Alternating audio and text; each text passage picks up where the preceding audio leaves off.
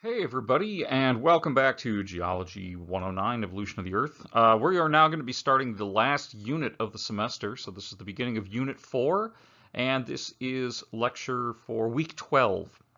So this week we're going to be talking about what happened after the Permian-Triassic extinction, which is what the previous lecture series was on. We're now done with the Paleozoic era and moving our way into the Mesozoic for this week. So we're going to be looking at a lot of different things in this lecture. We'll be talking about the geology, geography, and the life of the Mesozoic. So yes, we will be talking a bit about dinosaurs here in the middle. But we're going to talk about how Pangea breaks up, really why we call this the age of the dinosaurs. We'll talk about some of the other reptilian and mammalian faunas at the time, and also introduce our modern invertebrate fauna. So the Mesozoic era is made up of these three periods. The Triassic, which goes from about roughly 250 to about 200 million years ago. The Jurassic, which goes from about 200 million to around 160, 150 million years ago. And then the Cretaceous period, which is from about 150, 160 million years ago to 66 or 65 million years ago. So Triassic, Jurassic, and Cretaceous are three periods that make up the Mesozoic era.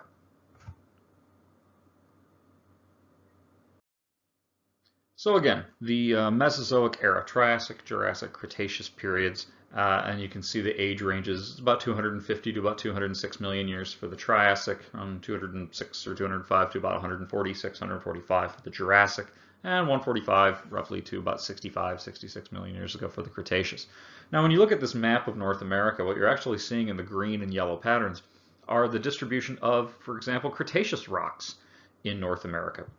Notice we have quite a lot out here in the high plains, and if you follow in the Gulf states, you see this kind of pattern of where it loops up. Actually, what you're looking at there is where it loops up into the Mississippi River. So that line that I drew there at the lower part in the Gulf states, that's where the shoreline was for the Gulf of Mexico 65 million years ago. Everything south of that has built up over the last 65 million years. So we can actually look along Mississippi, Georgia, Alabama, and so on at these Cretaceous shoreline deposits, because that's where the Gulf of Mexico reached. In fact, at the very end of the Cretaceous, the northernmost edge of the Gulf of Mexico reached southern Illinois. So we weren't that far from beachfront property. The world changes a lot during the Mesozoic era. Looking at the late Triassic, we still have Pangea together, and all the red that you're looking at on these maps, that's showing where there's mountain ranges. So we still have large mountain ranges in Pangea. It's still one big supercontinent. So just because we go from the Permian to the Triassic, we go from the Paleozoic to the Mesozoic, doesn't necessarily mean that climate and tectonics have really changed. In fact, the Triassic is kind of a continuation of climate conditions of the Permian, which you'll remember were fairly cool and very, very dry. It does warm up a bit by the late Triassic, but it's still very, very arid. By the late Cretaceous, though, looking at about 95 million years ago, Pangea is broken apart to a stage where it looks pretty familiar. I mean, obviously there are some differences, but notice that North and South America have separated. We see an early Atlantic. There's been rifting going on. So from about 215 to about 95 million years ago, the planet changes entirely. And with these changes come considerable changes in climate and the kind of life that we're going to see. So let's start with the Triassic, and what I'd like to do is look at what's going on paleoecologically, what's going on with life, and then what's going on with the tectonic and cratonic events and how these relate to each other. So first of all, we have the recovery of the Permian-Triassic extinction in the Triassic period. In fact, the beginning of the Triassic, paleontologically, it's kind of boring. There's not a lot to find because whatever killed off a bunch of things at the end of the Permian had this reverberation throughout the rest of the beginning of the Triassic. We didn't see a lot of rebound until later in the Triassic period. And when that happens, wow, do we see a lot of diversification. Marine reptiles, these big aquatic reptiles, the mosasaurs, well, not mosasaurs, the plesiosaurs and the pliosaurs, and the ichthyosaurs diversify. Pterosaurs are flying reptiles. The first vertebrate to achieve flight was a pterosaur. dinosaurs and mammals. The earliest mammals we see appear in the Triassic period. So we have a huge diversification of a lot of the groups that our modern organisms come from. For example, birds are derived from dinosaurs, so that's when this lineage got started. And if you'll remember, at the end of the Permian, we lost a lot of the synapsids and some of those therapsids as well. The ones that survived ended up evolving into what we call mammals today. But the marine reptiles, the pterosaurs and the dinosaurs, those are all diapsids. So those all derive from the diapsid side of that family tree that we talked about at the end of the Permian. So what's going on in the Triassic? Well, at the very end of the Triassic, we also see Pangaea start rifting apart. We have some Triassic deposits along the east coast of North America that indicate that Pangaea was starting to pull apart at this point. Now, why was Pangaea pulling apart? One of the most well-established reasons is it's such a huge continent. You get a large buildup of magma, of mantle underneath that crust, and it just starts producing that convection process that starts rifting it apart. And the evidence for this is in these places called the Newark Group formations. And really we find these in New Jersey, of all places, hence the name Newark. These are some very thin, short geological formations that we find that are late Triassic in age, and they indicate the rifting of Pangaea. So they're rift sediments. We have oxidized beds, we have breccias, a little bit of basalt flows. So all of these parts of the Newark Group indicate that Pangaea was pulling apart at this point. Throughout the American Southwest, if you ever go to like the Painted Desert, for example, you're looking at Triassic rock. So in that part of the continent during the Triassic, we have a lot of red beds and desert blown or aeolian sandstones. So we had rifting going on in what is now our east coast, and in the Southwest, we had lots and lots of exposed deserts, and that's where some of these early dinosaurs and pterosaurs and mammals are running around and flying around in. Meanwhile, we're going to talk a little bit more in the Mesozoic and Cenozoic about what's going on with our North American west coast, because the east coast during the Paleozoic was building up Pangaea. The east coast in the Mesozoic and Cenozoic is largely rifting apart, and that just keeps happening. But we start seeing more mountain building events going on in the west. So what is now part of our western coast complex, we have a big mountain building event known as the Sonoma orogeny, which actually started in the Permian and continued into the Triassic. So here's the early Triassic. Notice again, the Trans-Pangaean mountains are here, our Allegheny or Appalachian mountains. Here's where we're seeing those Triassic red beds. And as this starts to rift apart, that's where we're seeing that Newark Group formation. But all of the yellow on here are deserts. So a good indication that it was still a very, very dry planet in the Triassic. So just because we went from the Permian to the Triassic and we had a huge mass extinction does not necessarily mean that the climate changed. So as this rifting starts, really it gets going in the late Triassic, continues into the Jurassic, continues into the Cretaceous, and actually is still continuing today. The Atlantic Ocean is getting wider about an inch a year, and that goes all the way back to the Triassic. And notice in the early Triassic, what we had happening with Pangaea is upwelling. So as heat from the mantle is rising towards the surface, the crust starts to swell a bit and raise. And then as the convection cells start to kick in with the physics behind them, we start seeing the crustal blocks pull apart due to that convection cell that starts coming up, moving heat along the way, and that's where we start getting these basaltic dikes forming as the blocks start to rift. And this continues into the Jurassic, where we start actually forming a proto-Atlantic Ocean, and then by the Cretaceous we actually have an Atlantic. So if we look at the geography of this a little bit more, here's where we find those rift basins. Rift basins are when you have rocks being pulled apart and you get a block that falls down. So for example, if here's our crust and I'm pulling it apart this way, what will happen is we'll start getting some cracks going in our rocks. So as a result, we have a situation like this, where these are still moving apart, and this block has dropped down, and then we start seeing sediments fill inside because now we have a rift basin. And that is the Newark.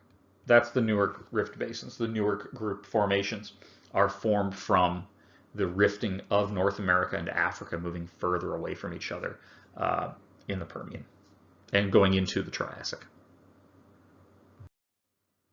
So what's going on with our West Coast mountain building events? Our West Coast orogenies, the main one here is the Sonoman orogeny.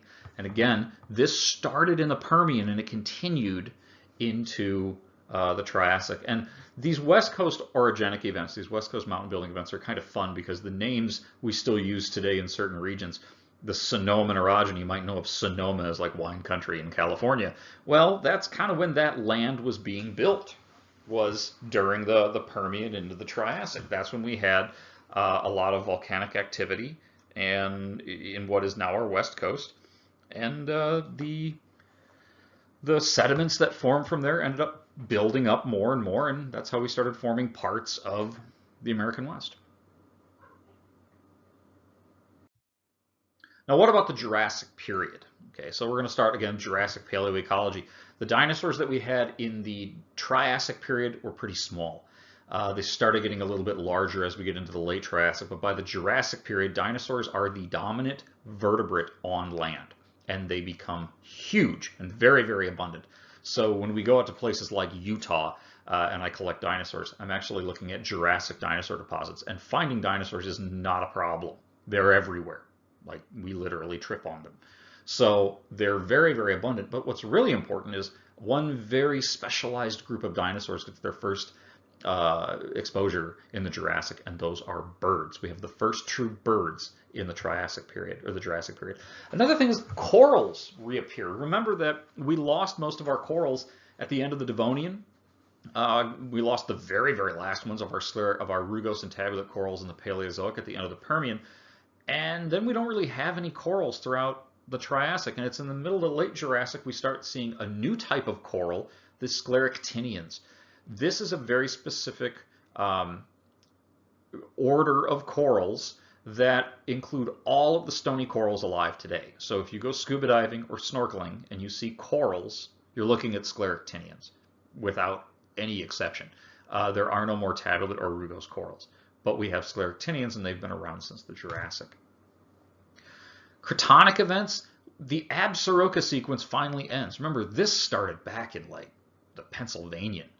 And even though sea levels have not been high throughout the Permian and the Triassic and into the Jurassic, we had a lot of desert sand. So this is where our slough sequences, like the Sauk, Tippecanoe, Kaskaskia, Absaroka, and then the Zuni sequence, which starts here at the end of the Jurassic. These usually indicate high sea level, but they can also indicate desertification or increase of desert deposits. And that's what the last half of that very thick Absaroka sequence is actually demonstrating.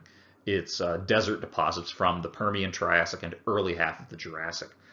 The Jurassic period is a really exciting time period because not only is there big cool dinosaurs running around, but the beginning of the Jurassic period is cool and dry, but it's not as cool or as dry as the Triassic. It's a little bit warmer, a little bit more humid, a little bit wetter, but it's still pretty dry, even by today's standards.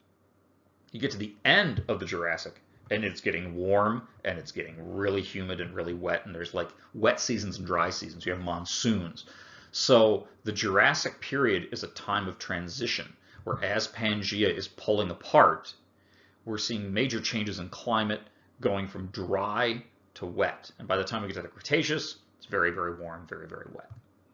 So the Jurassic is a transition from arid to humid climates. And a lot of this, most, if not all of this, relates to the breakup of Pangaea.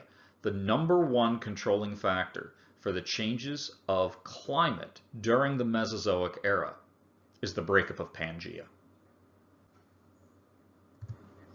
Finally, we get our first true Mesozoic mountain building event in the Jurassic. Remember, we have the Sonoman, but that started in the Permian, so it started in the Paleozoic. We're not going to count it. We do, but it's not one of these what we call the Cordillerans. So just like in the Paleozoic, we talked about the three Appalachian mountain building events: the Taconic, the Taconic, the Acadian, and then the Alleghenian or Appalachian mountain building event, we have our Cordilleran events in the Mesozoic, and these all are west coast. And the first of the Cordilleran events is known as the Nevadan orogeny, the Nevadan mountain building event. So here's the early Jurassic. You notice we have some early rifting going on in what will be the central Atlantic. The North Atlantic and the South Atlantic are still not open yet, but by the end of the Jurassic, they are. Now, why would this have such an impact on climate? Well, let's think about this. Oceans are not stagnant. They don't just sit there like an evaporating pond. The water rotates. So in the northern hemisphere, we have the Coriolis effect, where the surface waters of our oceans rotate clockwise, and in the southern hemisphere, they rotate counterclockwise, and this is true for the Panthalassic, it's true for the Pacific, the Atlantic, whatever. Now, there is no ocean where we have Pangaea, right? It's a big landmass. Now imagine if we were to open those continents up, which is what happened, we would now be producing oceans in between those continents, which is what happened. And as those oceans rotate in these Coriolis effect gyres, they move humidity, they move air around, they bring warmth, they bring cold, they distribute our climates. As Pangaea rifts apart and we start producing oceans, we can now bring moisture into continents, into the continental interiors. So at the beginning of the Jurassic, it's still pretty cold and dry. By the end of the Jurassic, we've opened up oceans and we've redistributed humidity and warmth all around the planet. So in the early Atlantic, this isn't happening too much because we have a very narrow proto-Atlantic. So a lot of the rocks we find from the early Jurassic that represent the space between Africa and North America at the time are evaporites. Things like halites, gypsums, some types of limestone. Because there wasn't a lot of ocean circulation there. That's a place where the ocean water did kind of sit stagnant. However, as North America and Europe starts to rift apart more, we see that widening. And here you can see some of that happening as well. By the middle Jurassic, we've started to widen the Atlantic a little bit. This is when we're seeing even more of those Newark rifts. The Tethys is widening, and we actually have what's called an allocogen. It's a three-way rifting system. So we're getting a little bit further from Europe, we're getting a little bit further from Africa, we're moving a little bit west on our own. We're still firmly attached to Greenland at this point, but you can start to see how Pangaea is unzipping during the middle Jurassic. And as that happens, it allows for these kind of warm seaways to distribute temperature into those continental interiors. So we start out with a cool, dry, arid planet, and then by the end of the Jurassic, much more water, rainfall, precipitation, and humidity. So remember that Tethys, right? This is Europe, and this is Africa. What body of water today is between Europe and Africa? The Mediterranean. And the proto or early version of the Mediterranean is the Tethys. So actually one way to put it is the Tethys Sea from the Jurassic, is the last remnant, the Mediterranean is the last remnant of the Tethys Sea, which goes back to the Jurassic. And by the late Jurassic, we actually have an early stage of the Atlantic Ocean, and sea levels do start to go up because now we're starting to see a planet that is warming. We're seeing more of the warm ocean water bringing warm currents, and that causes thermal expansion of water. So we have a bit of a flooded craton here with something called the Sundance Sea at the end of the Jurassic period. And also in the shallow waters we have now along our newly rifted east coast, we have barrier islands made of reefs. So we have new kind of scleractinian corals and even bivalves that are making up all of these reefs along the east coast of North America during the Jurassic period. Okay. So lots of reef development. So we have a lot of Jurassic limestones preserved there today. And if you look at those limestones, you can see all sorts of cool corals and bivalves and clams and things like that from the Jurassic period. Now, the Nevadan orogeny is the first of our major Cordilleran events in the West Coast. And the Nevadan orogeny began in the middle Jurassic, and it goes into the late Jurassic. So the other two west coast orogenies that we're going to talk about for our Cordilleras are actually in the Cretaceous. But this is happening as North America is rifting away from Gondwanaland, rifting away from Africa. As the Atlantic Ocean is widening, this is all happening over on the Pacific side, on the west coast side. So it's a very highly volcanic mountain building event. Essentially, we're subducting a plate under the west coast of North America, and this produces lots and lots of volcanics. In fact, a lot of the sediments that I'm digging through to get dinosaurs out of the ground in Utah are derived from ash. So it's these Nevadan eruptions from the middle throughout the late Jurassic that had a role in burying some of these animals. And then we get to the Cretaceous period. Okay. We have a very, very good Cretaceous geologic record, and that makes sense. It's the most recent of the Mesozoic, so we're going to have a lot of it, plus most of the high plains. If you've ever driven through Nebraska or Kansas or the Dakotas, parts of Iowa, and you're like, wow, it's just rolling hills, and it's kind of flat and boring. Yes, that's because that's all Cretaceous marine deposits. And that's why it's also really, really good to grow things there, because the soil is so rich from being a shallow sea 100 million years ago. So what happens at the in the Cretaceous for paleoecology, though, is our dinosaur diversity very slowly decreases. And what's kind of funny about this is 10, 15 years ago, the opposite would have been said, that the diversity was actually going up. We had more species in the Cretaceous. Turns out we were double dipping, so to speak. Certain dinosaur fossils were called new species when actually they were juvenile versions of something that had already been named. So when you start cleaning up that mess, you start noticing that actually diversity was starting to slow down a bit. We end the Cretaceous and thus the Mesozoic era with the Cretaceous Tertiary, also known as the KPg for Paleogene extinction event.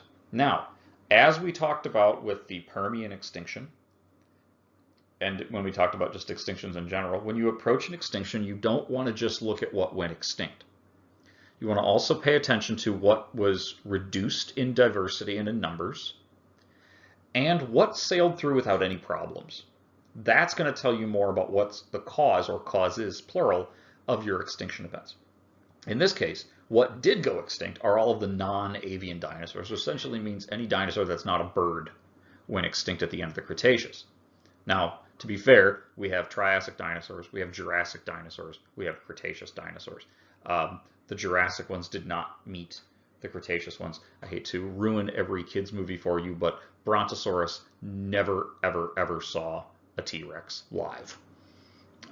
There is more time in between Brontosaurus, the long necks, and T-Rex. There's more time in between them than there is between T-Rex and us. So the Cretaceous non-avian dinosaurs go extinct. Birds are fine. Marine reptiles, those big plesiosaurs, those long neck things, those are gone now too. And our flying reptiles, the pterosaurs, are gone. But birds are still around. Cretonically, the Zuni sequence continues. So this includes all of the deposits from the Cretaceous and the late Jurassic are all part of the Zuni sequence. And we get our second Cordilleran event, our second West Coast mountain building event in the Cretaceous. In the early part of the Cretaceous, so right after the Nevadan stops, we then get what's called the Sediaea orogeny in the early part of the Cretaceous. And then in the middle to late Cretaceous, we have the Laramide orogeny, which continues into the Cenozoic. Now, you have maybe never heard the term Laramide orogeny, but if you've ever traveled out to Colorado or Montana, you've seen it. These are the Rocky Mountains. What we call the Rocky Mountains are technically the Laramides. So the Laramides, or the Rockies, started to uplift in the middle to late Cretaceous and continued to uplift into the early part of the Cenozoic. Temperatures increase considerably in the Cretaceous period. In fact, the Cretaceous period's nickname is the greenhouse world. It was very, very warm. It was very, very humid. And this is globally. So for example, by the time we get to the late Cretaceous, Alaska is pretty close tectonically to where it is today. Like North America had drifted north enough, where Alaska was pretty much up in the Arctic Circle like it is today. However, when we look at our Cretaceous fossils in Alaska, we find crocodiles, We find palm trees. So here's a way of thinking of it.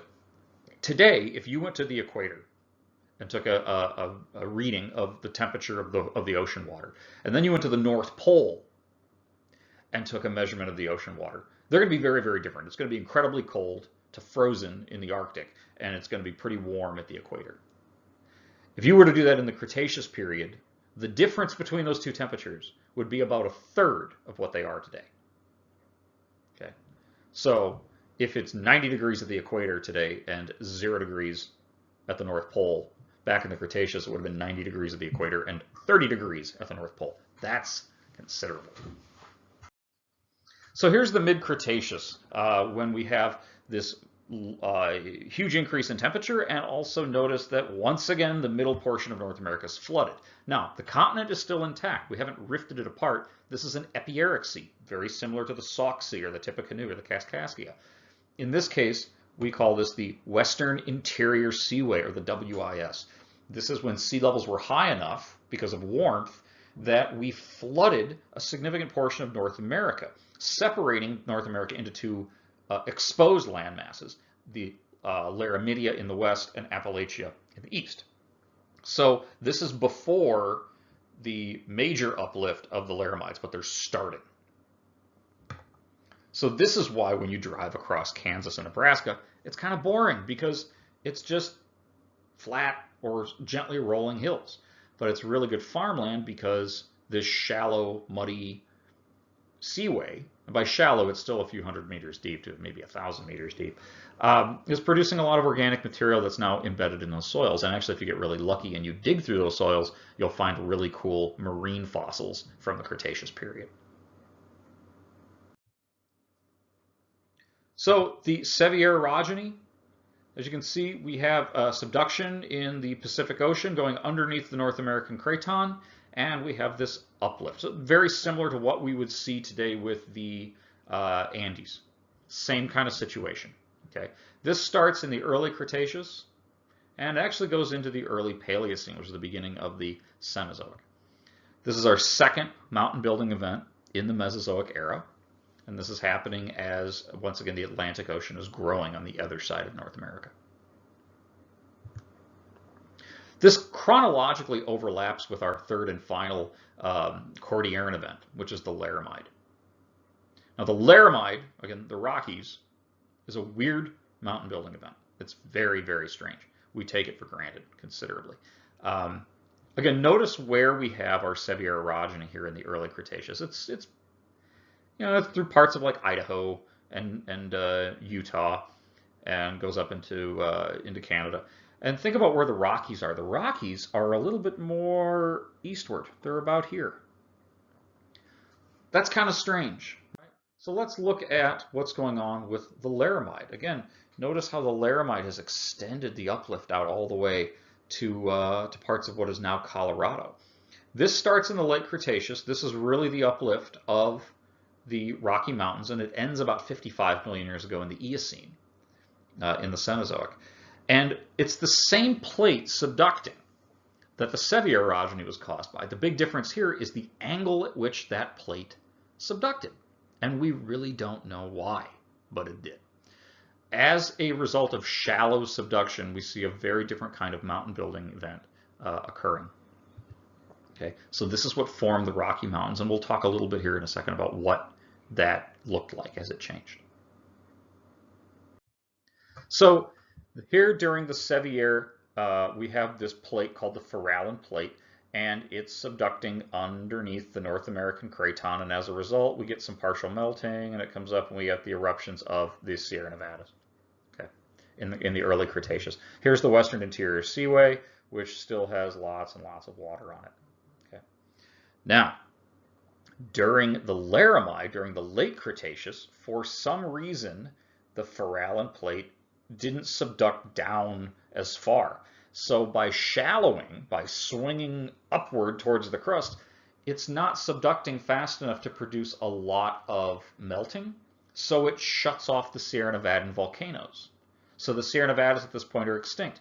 But what it does do is push upward from underneath a little bit further inland in what is now Colorado, Montana, and so on. As a result, our western interior seaway drains off, and we uplift the Rockies. Now, if you think about big mountains today, if you look at the Himalayas, if you look at the old Appalachians and what's left of them, you see a lot of rocks that are folded and squeezed and reverse faults, and that's because we were crushing two continents together through continental collision. But that's not what caused the Rockies. The Rockies were lifted up from underneath by the upwelling and pushing up of that subductive Farallon plate. So it's almost like the Farallon plate went from diving down deep and partially melting to just kind of scooting under the rug that is North America. So our current Rocky Mountains, again, we kind of take them for granted. They're really, really strange. Compared to any other mountain range in the world, the Rockies are really, really weird. Or the Laramides, technically, are very, very weird. So we have a trend throughout the Mesozoic where we have warming climates, we have rising sea levels, and we constantly are flooding the Craton in the Jurassic and the Cretaceous. And with things going extinct, we have vacant niches. We have ecological roles that have been left open, and organisms that survived extinction start diversifying into those. So what I want to look at now is a little bit on how the marine and terrestrial life responded to these changes throughout the Mesozoic era.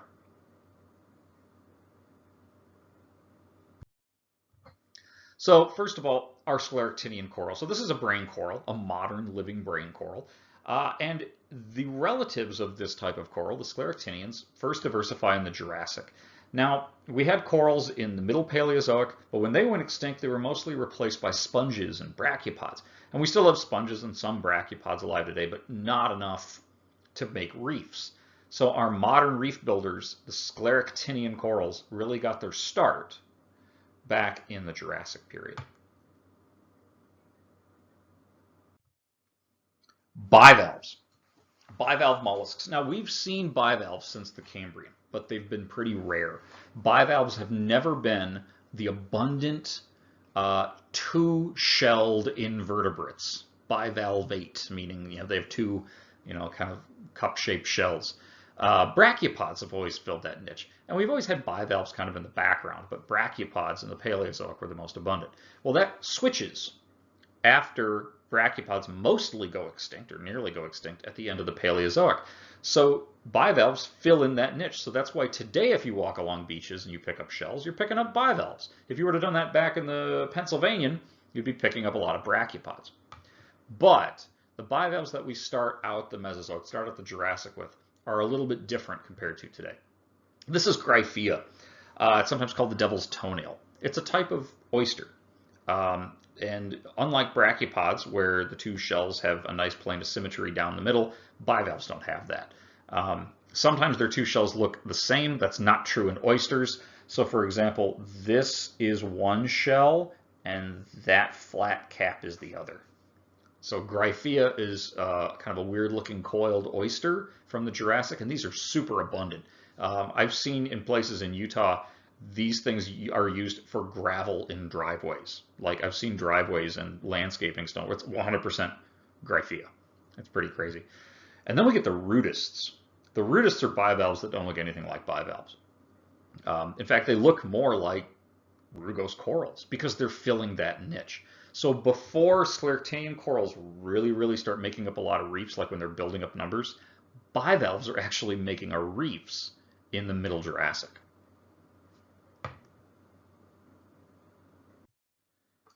In the Cretaceous, clams go wild. Our biggest clams are the inoceramids. So you can see this one here, that's a meter scale, so a little under 3 feet of a scale, and that's one shell. Of course, these things can also be a centimeter long, so they can be really small or absolutely huge. The inoceramids are what we see in the western interior seaway. So we have these huge clams in the Cretaceous, and we have the weird twisty curly clams mostly in the Jurassic. And by the time we get to the Cenozoic, we're starting to see bivalves look like they do today.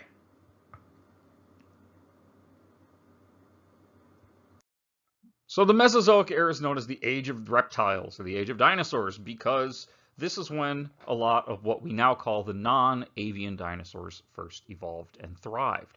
Today, of course, dinosaurs are still represented in our modern fauna in the form of birds. And we'll talk about that evolutionary relationship here in a little bit. But I want to start out by talking a bit about what is a dinosaur and what isn't, because even in this very, very dated yet classic painting that you're looking at, we have a lot of dinosaurs on this screen, but we also have some that are not. So what makes a dinosaur, and what makes something that's not a dinosaur something else? So what is a dinosaur? Well, simply put, a dinosaur is an archosaur. So what the heck is an archosaur? Well, archosaurs are a very specialized group of diapsids. So these are reptiles that have that two extra holes on their skulls for muscle attachments. Today, these are represented in the form of birds and crocodiles. So if you look at an evolutionary tree of diapsids, diapsid vertebrates, you'll see crocodiles, you'll see birds, dinosaurs fall in between, and technically birds are part of that tree. So everything from the saltwater crocodile or alligators to the little finches that sit at your bird feeders, we're looking at archosaurs. Now, birds are a living group of dinosaurs, but that's why we say non-avian dinosaurs. We're talking about things that went extinct in the Mesozoic, end of the Mesozoic, and obviously birds are the living lineage today. So dinosaurs really lived from the beginning of the Mesozoic all the way to today. They've just gone through quite a lot of changes during that time. So one thing we know here is that dinosaurs were at least mostly terrestrial animals. This means that they may have hung out in some water a little bit, but we wouldn't say they were aquatic. And they may have flown in the form of birds today, but they still have to land somewhere. Dinosaurs also have a fully erect posture, so it's a little more mammalian in that aspect, though that's probably some evolutionary convergence, unlike reptiles. So what do we mean by that? Well, if you look at a lizard or even a crocodile, they have that sprawled out posture where they're dragging their bellies or their limbs are off to the side. Mammals, like ourselves, our limbs are directly underneath our bodies. Or if you think about how your cat or your dog or your horse walk, the limbs are underneath the body, straight underneath. And that's, if you look at the way that the femur or the humerus attach to the body, that ball and socket structure forms kind of an L shape. Dinosaurs have that too. So whether you're looking at a T-Rex or a Triceratops or a Titanosaur, all of them have this upright posture, which is more mammalian in how it appears and how it functions, but that does not, in this case, suggest an evolutionary link.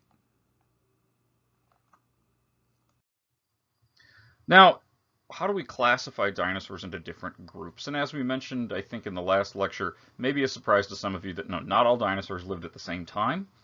And we're talking about a very considerable amount of time here, from about 250 million years ago to about 65 million years ago for the non-avian, the non-bird dinosaurs reign. They didn't all live at once, and we actually grouped them based on similarities in their skeletal features. Now, we start out with two main groups. The first group are the Saurischians, and the Saurischians are called thus based on their hips. So these are the lizard hip dinosaurs. All dinosaurs have these three bones in their hips. They have the ilium, the ischium, and the pubis. Okay, and the pubis is in the front, and the ischium is in the back. And you notice that the ischium and the pubis come to like an A shape. Okay, they're about 45 degrees apart from each other.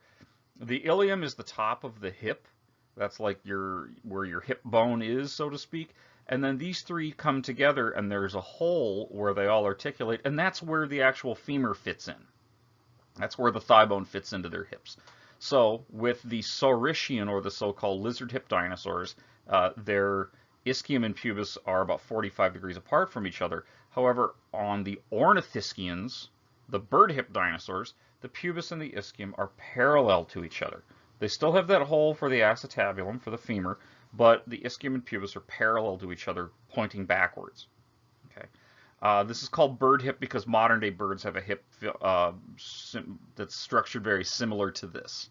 Okay, but it gets a little confusing, so don't worry about it yet. We'll talk about it more at the end of this lecture. Okay, so all of your meat-eating dinosaurs are Saurischian. All of your long-necked dinosaurs are Saurischian.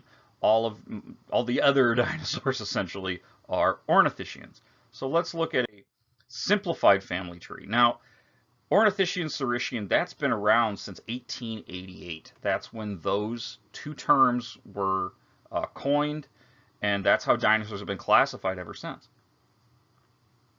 However, about 3 years ago, a new classification system was proposed. Now, this really shook up the scientific community, as you can imagine. If you've had a way of doing things since 1888, and then all of a sudden something new comes around in 2017, people are going to notice. So this new classification system is not in the textbooks yet. It's being tested with other fossils. I will say that so far the testing of this hypothesis has been pretty good. So we might be seeing a major paradigm shift in our textbooks on dinosaurs in the near future, but we'll have to see. So here's the classic interpretation where you have Saurischian on one side, Ornithischian on the other of your dinosaur tree, and then the Saurischians break apart into the sauropods, which are the long-necked dinosaurs, and the theropods, which are the meat-eating dinosaurs. This new classification system mixes it up a little bit, saying that the theropods and the Ornithischians, or the other plant-eating dinosaurs, are more closely related, and are thus called a group. They're a group called the Ornithoscelida. And then on the other side of the family tree, you have the long-necked sauropods. Now, this does make some sense if we look at the fossils, that the sauropods, the long-necked dinosaurs, are kind of the weirdos of the group. However, this is all based on fossils from the Triassic period, when these branches, whether it's the classic or what we call the barren hypothesis, named after the lead author on that paper, back in the Triassic, all dinosaurs kind of look alike. So it's a little tough. We do need a lot more research on this. So the day this paper came out, I swear you could hear people like, oh, let's start looking at our Triassic collections again, because that's where this conflict is going to be resolved. It's going to be in the Triassic, the earliest of the dinosaur fossils. So we're still going to stick with the classic interpretation for right now while the barren hypothesis is currently being tested. It's an exciting time. This is a major change potentially, and so we'll just kind of see what happens with that. So again, this is illustration from a artist friend of mine, Brian Ing. Why is this whole Barron et al. Classic interpretation so confusing? Because it's not like we're comparing the longnecks, the theropods, and the ceratopsians from the Cretaceous period with each other. Now we're talking about what's going on down here when everything really does kind of look pretty similar. So we're looking for tiny, subtle changes in bones that we don't even have complete skeletons of some of these animals. So we'll have to just wait and see. Okay. So whether it's Ornithoscelida, whatever, we recognize that's a weird thing. It might be a thing, we don't know. But let's just stick with our simplified classic classification system for right now, where we have Dinosauria that branches into two groups, Saurischia and Ornithischia. So starting with kind of how these branch upward, Saurischians include the theropods, which are the meat-eating dinosaurs, and the sauropods, the long-necked dinosaurs. So if you are a child that grew up with Land Before Time, the sharp-tooths and the long necks. Ornithischians include the thyreophorans, so the spike tails, marginocephalia, which are the butt heads and the three horns, and then ornithopods, which are like ducky. So there's ducky, or one of them. The ornithopods include your hadrosaurs, your duckbill hadrosaurs. Some of these things got really big, like 40 feet long. Some of them had very elaborate head ornamentation that could have been used for making sound, and some were just a little bit more plain looking. The group Marginocephalia includes all of the horned dinosaurs like Triceratops and their relatives. There's a lot of horned dinosaurs. Every year we name probably a dozen new species of dinosaurs, and I don't think it's a far cry to say that about half of those are different types of horned ceratopsians. These things were incredibly diverse.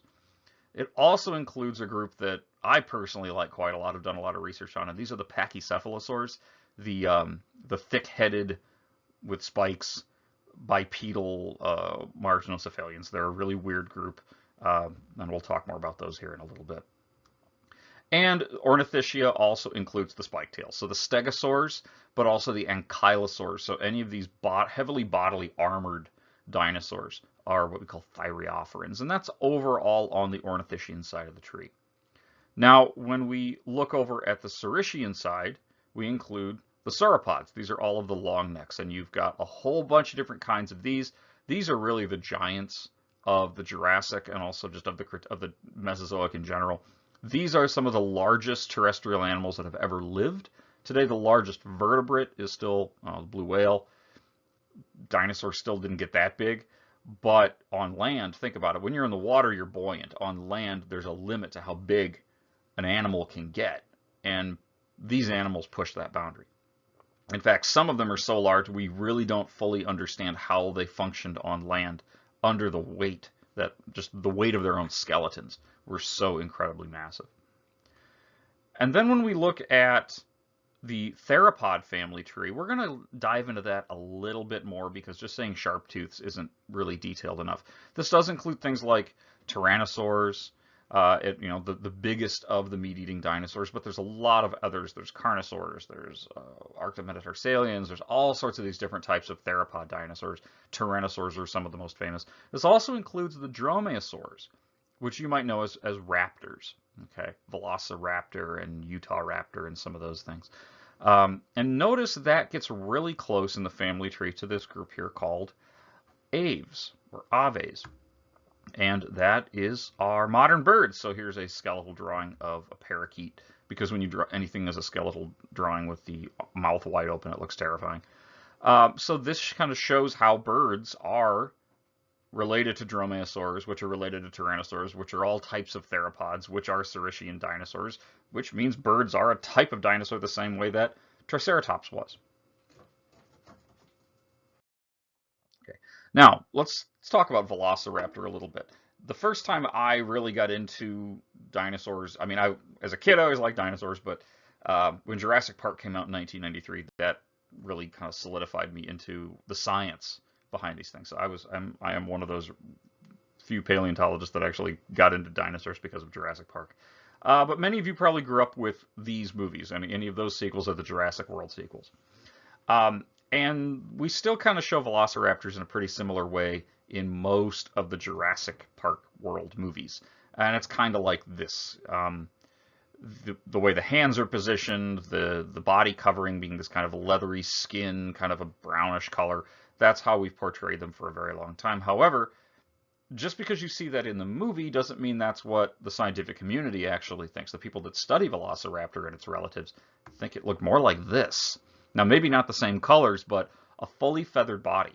I also want to point out that Velociraptor, as seen in the Jurassic movies, is not anywhere near that big. Velociraptor was probably about the size of like a medium-sized dog. A little longer, it was about 6 feet long, but the top of its head was only about maybe 3 feet high.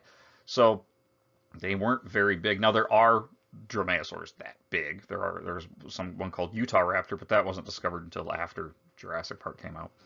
So a lot of stuff's changing with the way that we view dinosaurs. And I've been happy to see that over time. It's been kind of cool to see that more and more dinosaur illustrations are coming out showing these things as feathered, because we actually have the evidence for that. So occasionally you run into somebody who says, I don't like seeing dinosaurs with feathers. That's just not how I picture them. That's too bad, because that's what we actually see in the fossils. So that's what we stick with. Okay. So the very first dinosaurs were really started to evolve around the middle to late Triassic, so about 230 million years ago. And one of the earliest of the dinosaurs is Eoraptor, which is a very small bipedal animal. And you can see from the skull being prepped, this whole animal was probably only about 4 feet long, maybe 5 feet long, but the skull is, could fit in your hand, so it wasn't very big. And despite what looks like really sharp teeth there, we're not really sure if this thing was a carnivore or if it ate just really tough vegetation. This is kind of what we were talking about with that. How do you classify dinosaurs in the Triassic? How they're very similar to each other, because the same author that called this a carnivore originally now thinks it might actually be an early sauropod. So it's a Saurischian. That's what we know. But how to classify it beyond that, it's a little bit hard to tell. Our first true Saurischian dinosaurs, first true theropods, include things like Coelophysis. Another fairly small carnivore, and hopefully this is also pointing out the fact that not all dinosaurs were big. The average dinosaur is the size of a goat, but it's the big ones we hear about a lot. But things like Coelophysis were pretty small. It was about 6 feet long, very, very delicate bone structure. In fact, the name Coelophysis in Latin means hollow form because its bones, like all meat-eating dinosaurs, were hollow. That's why you don't give your dog chicken bones, because they're hollow and they can splinter. Dinosaurs, birds being a type of dinosaur, same thing. Um, this animal, though, we have literally thousands of specimens of, because in Ghost Ranch, New Mexico, and a few other parts of the Southwest in America, these animals apparently back in the late Triassic used to congregate in big groups near a riverbed to breed. And every now and then that riverbed would flood. And so we have eggs, we have hatchlings, we have subadults, all the way up to adults, perfectly articulated and preserved in these huge blocks of sandstone. Where they would all drown, unfortunately. But fortunate for us as paleontologists, we can get a really great, like a kind of a unbridled, unchallenged view of what Coelophysis communities looked like. So this is a very well-known, very well-studied Triassic theropod. The true Saurischian giants of the Mesozoic were the sauropods, your long-necked dinosaurs. Most of these lived in the Jurassic period, but we do have quite a number from the Cretaceous that really start pushing that boundary of size. So these are the largest terrestrial animals ever to live. And as I mentioned before, we're not even 100% sure how these things could function on land being that large. In the Cretaceous, at the end, you get some very, very large sauropods we call the titanosaurs. The image you're looking at here on the screen is actually a skeletal diagram of a new species of titanosaur. And notice that the white illustration of that skeleton is actually what we have. So we have a complete tail, most of the limbs, a couple of neck vertebrae, a good portion of the kind of main body cavity, the spine and the ribs and the shoulder blade. This would be considered close to a complete skeleton for sauropods. Because they're so big, it's hard to bury them in the fossil record. So from a taphonomic perspective, these things don't preserve in completion very well. So whatever we can get is pretty exciting.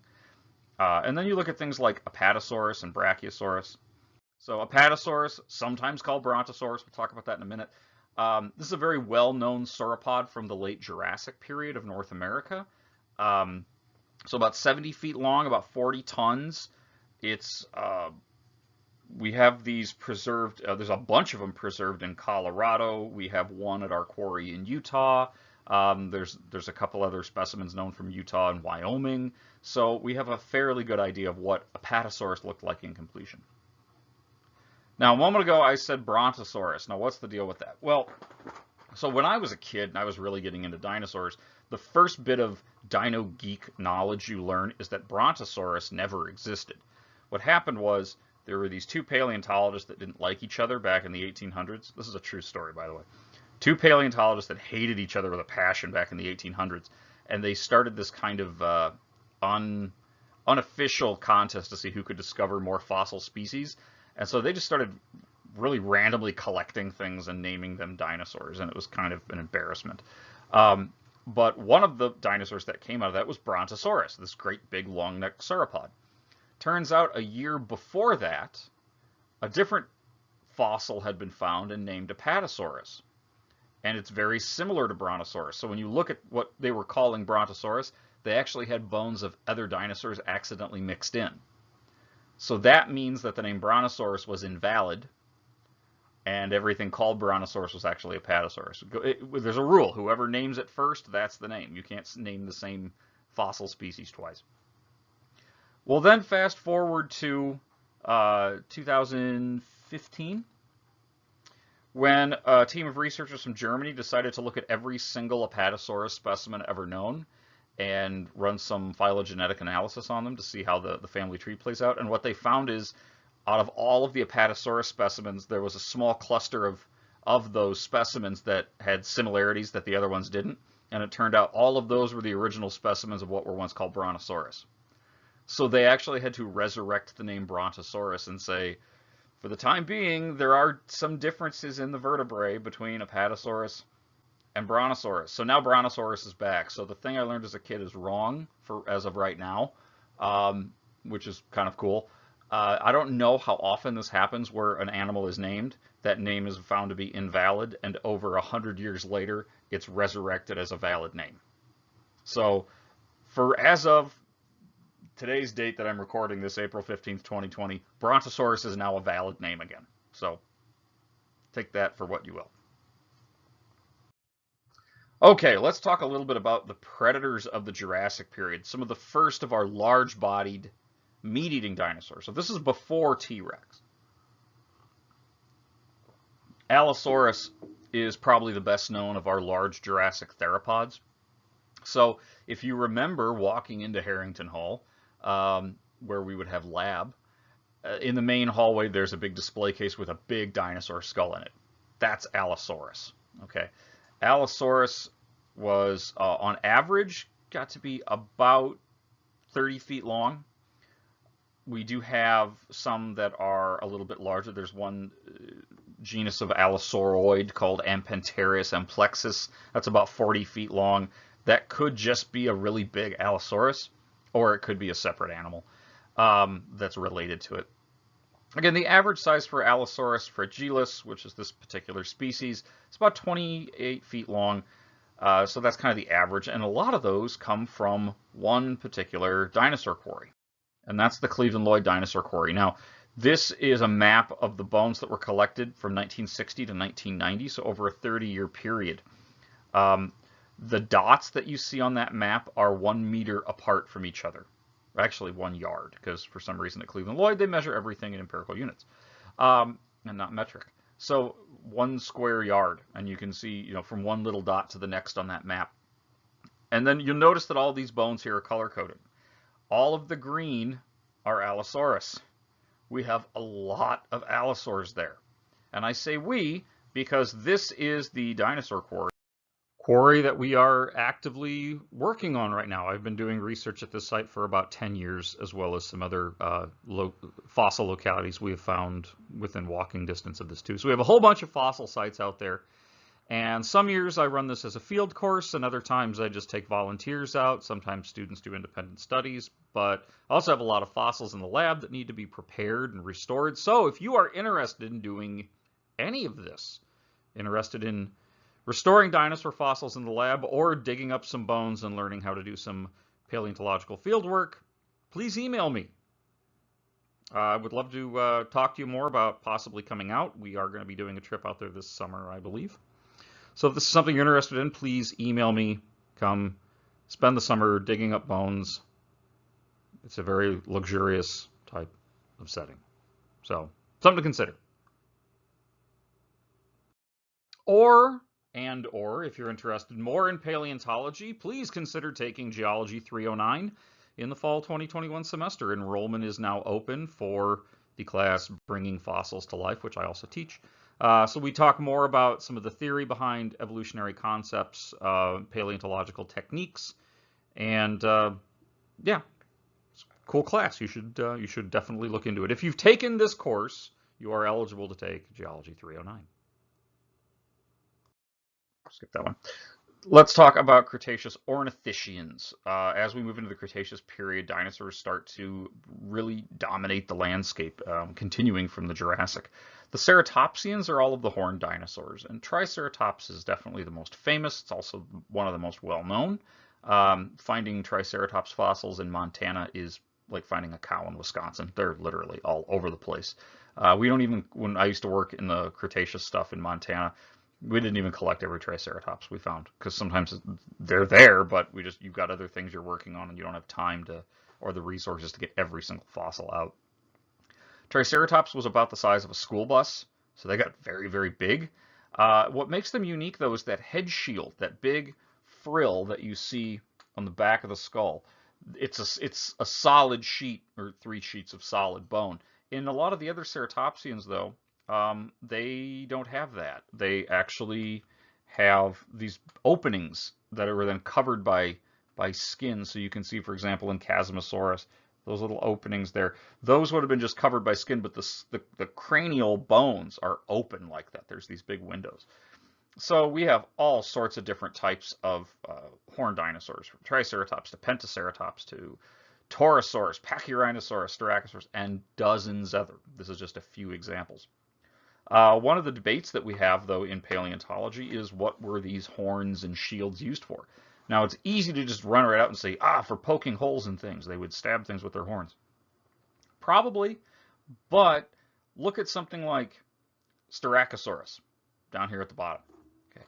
That thing has spikes sticking out all over its shield. It's got one big nose horn, but that frill, that shield in the back of its head the horns are attached to, is not very strong. And it's also got a lot of big openings in it that would have been covered by skin. So it's more likely that it used those horns and shields and everything as a way of getting attention, as a way of showing off. And maybe they had to use it every now and then, but they probably didn't engage in really rough combat. Now, if you look at something like Pachyrhinosaurus above it, it's got the weird spikes all over the place, but its nose doesn't really have a horn. It's got a big bony pad. These things probably rammed at each other, but they probably didn't use their head shields for much more than display. So just because they have what looks like big weapons doesn't always mean they used it. There is evidence that these things were getting into some kind of bouts with each other, but they probably didn't try to stab everything with every horn they had. And then we get to these guys, the Pachycephalosaurs. Um, Thick-headed dinosaurs, the most famous being Pachycephalosaurus wyominghensis, this big guy here. That skull is about 10 inches thick and what looks like a big space for a brain. Actually, their brain was very tiny. That's 10 inches of solid bone. So these things, I've actually taken skulls of these animals and I've CT scanned them at hospitals. It's like CT scanning a bowling ball. It is solid bone all the way through. You've got a bunch of different species there. You've got Stegosaurus and Prenocephaly and Homalocephaly and Goyacephaly. Some of these have a slightly enlarged dome. Others have more of a flat skull. But I want to point out these three here, because these are all found in the exact same Cretaceous sediments. If you go out to southeastern Montana, for example, or South Dakota in what we call the Hell Creek Formation, you can find Pachycephalosaurus, Stygimoloch, and this guy here, Dracorex hogwartsia. Yeah, that is its actual name. Yes, the person who named it after Harry Potter. The name Dracorex hogwartsia literally translates to the king dragon of Hogwarts. I don't come up with some of these names, and I can't believe some people do either. Anyway, this is quite a diverse group for one geologic formation. This means they were living in the same place and time. Dracorex is the smallest. It's got big spikes and no dome. Stygimoloch has big spikes and a small dome. Pachycephalosaurus is the largest, has small spikes and a huge dome. Some people have suggested that what you're looking at here is a growth series. That Dracorex was a baby, Stygimoloch is a juvenile, Pachycephalosaurus proper is an adult. So they're all just what we call an ontogenetic series. It's very possible. It's also possible that this could be what we call sexual dimorphism, where maybe Dracorex was one sex and Pachycephalosaurus was another, and Stygimoloch is a growth series for maybe Pachycephalosaurus. We really don't know. We really don't know, because actually with Pachycephalosaurs, they're really only known from their skulls, which is kind of rare. Most dinosaur fossils, we find the skull is kind of a coveted thing.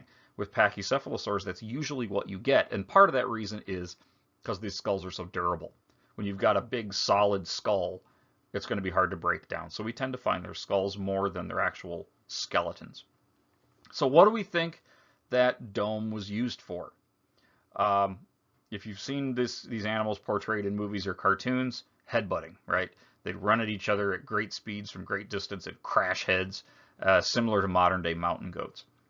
I do want to point out that the first time that hypothesis was proposed was actually in the 1970s in a science fiction story, and that's not usually where we get our science. However, it may have been right. When originally asked why paleontologists thought these things butt heads, the honest response was, well, that's what they look like they're for. But that's, again, not science. So this is actually, like I said, I've actually studied these things a little bit, and back in 2012, I had a paper out with a couple of students from UW-Oshkosh, where we looked at over 100 Pachycephalosaur skulls from around the world.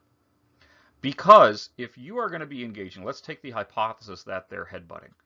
If they're going to be headbutting, what are you going to see on those skulls? Well, if I was engaging in aggressive behavior all the time, with a certain part of my body, like my head, I'd probably have a lot of head injuries, right? Think about football players, for example, how common collarbone injuries are, head injuries, neck injuries, because they're using they're doing that same behavior in a kind of aggressive way on the field over and over and over again, so you have a high propensity for those injuries. What we found with pachycephalosaurs is that about over 25% of these things show those kind of cranial injuries. So we found a lot of paleopathologies on pachycephalosaurs. So can I prove without, complete that these things butt heads like mountain sheep? No, I can't prove that. They're dead. You can watch their bodies and their skulls all day long. They don't do anything. They're rocks now. However, we can do some comparisons to modern day animals. This was what we did. We looked at modern day bison and bighorn sheep, and I even went to Tanzania and looked at how impala fight. And what we found is that different cranial horns in modern day animals reflect the type of fighting style. So I don't think all pachycephalosaurs fought the same way. I think that some of them did engage in close combat rutting like bison or bighorn sheep. I think other ones may have done more what giraffes do, and some may have done more what goats do. They all fight in different ways because they're leaving different kinds of injuries. So we also had a local UW-Oshkosh student artist, Ryan Steiskell, from a couple years ago, do some of these illustrations that were published along in the manuscript. So we think pachycephalosaurs did use their heads for combat, and they got hurt kind of a lot. So what about the hadrosaurs, our Cretaceous ornithischians? Again, these things got big. We're talking 30 to 40 feet long. They traveled in large groups. Usually when you find one, you can find quite a few. Pretty diverse in the late Cretaceous. Some of these had pretty elaborate head ornamentation. What you're looking at on the screen is an Edmontosaurus. It's one of the ones that didn't. One of the few that didn't have elaborate head ornamentation, but this is one of the most common ones from the late Cretaceous. But as you can see, you've got things like Saurolophus, Lambeosaurus, Hypacrosaurus, Corythosaurus, Parasaurolophus. All of these had elaborate head ornamentation, and some of them actually were more than just showing off. We actually found that these cranial structures, especially like on Parasaurolophus, if you look at the big crest there, that's actually a hollow tube that, if you look at it, it goes back and it curves this way, but there's a line in it. So air would have gone through that and curved around and come out. So they could blow air through these things, and you can actually find recordings online where these have been modeled in computers to actually figure out what the sound would have been like. And just as we would expect, it's a loud, low-frequency, trumpeting kind of sound. So if you could go back to the mid-Cretaceous when things like Parasaurolophus and Corythosaurus were around, you'd hear a symphony of honks and beeps as these things would blow air through these weird tubas on their heads as a way of communicating with each other. And the reason low frequency works is it travels a long distance. When you go outside today and you hear a bird chirp with their syrinx, it's a high-pitched sound. Okay, and if you have any hearing problems, there's certain birds you can't hear because they're at such a high frequency. Low frequency sounds travel much further though. So the low rumble of an elephant or a crocodile even is a sound that will travel further than a high-pitched tweet. And a lot of these hadrosaurs actually communicated with these low-frequency honking noises. Let's look at our Cretaceous saurischians a bit. Okay, we're going to talk about tyrannosaurids because everybody likes tyrannosaurs. We know more about T-Rex than probably any other dinosaur. And we have about 12 specimens. Now, I've already said we have hundreds of allosaurs and we have thousands of triceratops. So why do we know more about T-Rex? Because we like it. Because people will publish papers on T-Rex. We like T-Rex. We want to know more about T-Rex, so we publish a lot on it. However, it is pretty cool. It's the largest terrestrial predator ever. Today, the largest predator on land is the polar bear. Okay, T-Rex was about 40 feet long and weighed about 6 tons as an adult. So yeah, it's big. Very, very big. There are longer meat-eating dinosaurs, but there's nothing more massive. Okay, so very short forearms, which is something that gets T-Rex made fun of quite a lot. And I want to talk a little bit about two really famous T-Rex discoveries. Sue and Jane. Now, why do we call them these kind of, rather plain names? Um, because each one of these has a field number. For example, Jane at the Burpee Museum of Natural History in Rockford, Illinois, is actually BMRP.2002.4.1. It's much easier to name it something that is easier to roll off the tongue, like Jane. So Jane is named after a benefactor of the museum, and Sue at the Field Museum in Chicago is named after Sue Hendrickson, who discovered the specimen. So that's where you get some of these nicknames. So why do we talk about the differences between these two specimens in particular? Both are in the northern Illinois area, so they're not that far to travel to see them. Sue at the Field Museum is the most complete T-Rex ever discovered. It's about 98% complete, and it was about 28 years old when the animal died. We can tell that by cutting some of the bones in half and counting the growth rings, just like you would a tree. And it's about 42 feet long. Now, Jane is about 12 years old, 12 or 13 years old at the time of death. So Jane's a teenage T-Rex, and it's the most complete teenage T-Rex we've ever found. Okay, it's about 18 feet long. So we put these two animals side by side, and you can see how they grew up. And it turns out, now look at the ages there, 12 to 42, 18 feet long to 28 or to 42 feet long. That's massive amount of growth. And Jane died right before going into like a huge growth surge based on the growth curves we've made for tyrannosaurs. So we're learning a lot about how T-Rex grew up and how different their lives were as juveniles to adults. Now, what about the dromaeosaurs, the raptors? Okay, most of you, maybe like myself, were first introduced to these through the Jurassic Park type films. They've been known since the 1960s, maybe earlier, but they really didn't make their way into kind of the public eye until the Jurassic Park films. Velociraptor, as I mentioned before, wasn't nearly that big, but there's a lot of different kinds. There's Velociraptor, there's Ballurus, there's Dromaeosaurus, Utahraptor, on and on and on. So most of these things, some things they have in common, they were relatively small, meaning they're not T-Rex sized. They're very agile. They have a long, stiff tail. This is kind of similar to what we see today with cheetahs. Cheetahs' tails are rather stiff, and they use them as a rudder for helping change direction when they're running very fast. And we think dromaeosaurs could probably run pretty fast. They had that big retractable toe claw, like a switchblade on their toes, and we know that now that they were feathered. Now, for a long time, you'd see images such as this one portrayed for dromaeosaurs, where it's a pack of them ganging up on some larger plant-eating dinosaur. In this case, and in most cases, it's the Cretaceous dinosaur Tenontosaurus, which we say because out of the 40 Tenontosaurus specimens that have been found, only one isn't chewed on by raptors. So they were constantly being eaten by raptors occasionally, apparently. Regardless, we really don't think this is very likely, that they would jump on the backs like this. So think about it. You're a large 25, 30-foot plant-eating dinosaur.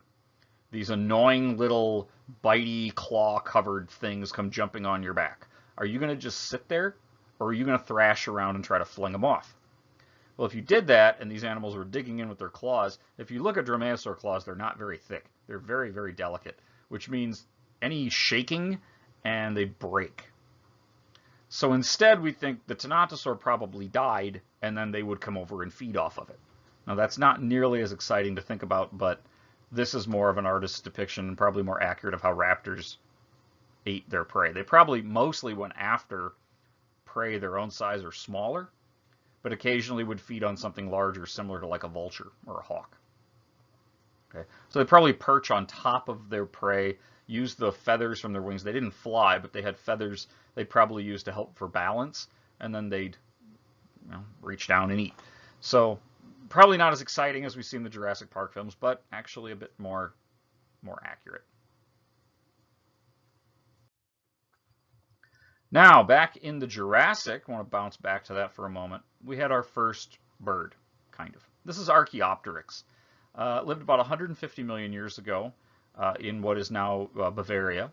They're only found in one quarry, the Solnhofen limestone of Bavaria, and they were about crow-sized. Now, what makes this specimen and this species so important are it has features that really indicate the relationship between birds and dinosaurs. It has hollow bones and it has feathers just like a bird. However, if you look carefully at Archaeopteryx, you can see that it has teeth in the mouth, it has claws on the fingertips, it has a long bony tail.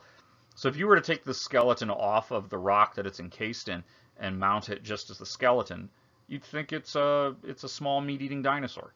But in the context of the rock, we can see, wow, this thing was covered in long flight feathers. This thing could fly. So it's showing that relationship between birds and dinosaurs. But it's not the only thing. This was really the first thing that really got us thinking about that, though. So hollow bones, feathers, the limb structure. If you look at the leg of a chicken and the leg of a T-Rex, it's pretty much the same thing. We also know that they would nest in a way more similar to birds than to crocodiles. And we'll talk a little bit here in a moment about some of the new research we're finding, new meaning in the last 10 to 15 years, on things like T. So feathers and filaments, these are very common on a lot of these smaller meat-eating dinosaurs. The reason we find it in smaller specimens is because they're buried completely. Like we were talking about with sauropods, you can't bury a sauropod all at once. So any soft tissue is going to usually decompose. But if you can bury the entire animal very, very quickly, then you can start to see things like skin impressions and any kind of body coverings. So on these small animals, which are only a few meters long, we can see beautifully preserved feather impressions indicating the kind of filaments and feathers that were covering their bodies. And it's not just on small dinosaurs. Actually, we look at the bones of things like Velociraptor. We find little bumps on the forearm. Modern day birds have this too. It's for feather attachments. So we have the feather attachments on the skeletons of some of these dinosaurs as well. And notice it's mostly meat-eating dinosaurs.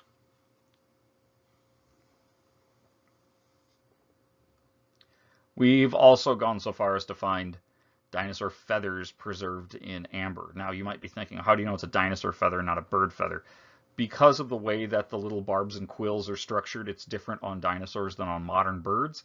So yeah, we actually have amber preserved dino feathers. And we even have some large dinosaurs. This is a cousin of T-Rex called Yutyrannus from the early Cretaceous of China. It's about 30 feet long. And the preparators of this specimen were very careful in what rock they were removing. And because they were so careful, we actually saw that this animal would have been completely feathered as well. So if T-Rex and Yutyrannus are truly related, then we have feathers on both of them.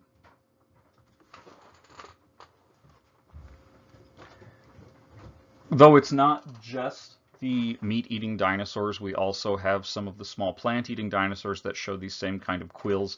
This is Tianyulong confuciusi from China as well. So it was about 2 meters long, but it's actually more closely related to things like ceratopsians, and it also had a body covered in quills and feathers and filaments. So if we have present on both sides of the dinosaur family tree, if we do truly have it on Ornithischia and Saurischia, if that classification is true, then we might be able to say that all dinosaurs were feathered. It's kind of strange imagining a shaggy brontosaurus, but perhaps that's what we have. So I guess one way of looking at this is things like Microraptor and Sinosauropteryx and Velociraptor, those all fall under the group Maniraptora. Yutyrannus is a tyrannosaur, but they're all related as theropods. Tianyulong is an ornithischian dinosaur. So we have the Saurischian side, we have the ornithischian side. So if feathers are present on both sides, all dinosaurs may have been feathered. Okay. Now, what about that new research we're finding in T-Rex? This one was really cool. This actually came out maybe around 2005, 2006, so it's been about 15 years now. But new studies on this are coming out every couple of months. We found medullary tissue inside of a T-Rex. Medullary tissue is when birds and apparently meat-eating dinosaurs are getting ready to lay eggs. The females will produce medullary tissue, and that's inside the hollow cavities of bones. They'll line the hollow cavities with extra calcium. So they'll actually kind of pull calcium out of their bones, and it'll stay in this reservoir inside the hollow cavities, and that's the reservoir their bodies use to make eggshell. And if the animal dies while it's ovulating, that medullary tissue is going to be present in the fossils. And they actually found that in a T-Rex. So it's doing the same thing birds are doing physiologically. Not to mention the medullary tissue. They also found collagen that's still flexible. After 67 million years, this collagen was still flexible. It was kind of an odd study because normally you don't want to take a dinosaur bone and dissolve it in acid to see what's left behind. But in this case, they were willing to. So they dissolved a T-Rex, part of a T-Rex femur, and they found things they did not expect to find. It does make some sense if you think about it. Collagen is an incredibly durable protein. So the fact that it could stay preserved inside tiny cavities inside of bones for tens of millions of years does actually make some sense. So if we extract soft tissues by etching away bone, we can see collagen. And when we compare the molecular structure of that collagen to other animals, it actually matches modern day birds.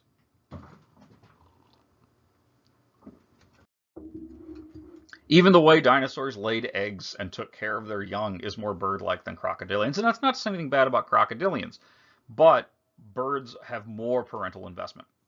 And so here on the left, you see a theropod, the oviraptor. On the right, you see Edmontosaurus. Both cases, or I'm sorry, Maiasaura. Both cases, we have evidence of organized nests. They would arrange the eggs in a certain way. And eggshells are commonly found crushed, which means that the young were staying in the nest and the parents were bringing them food.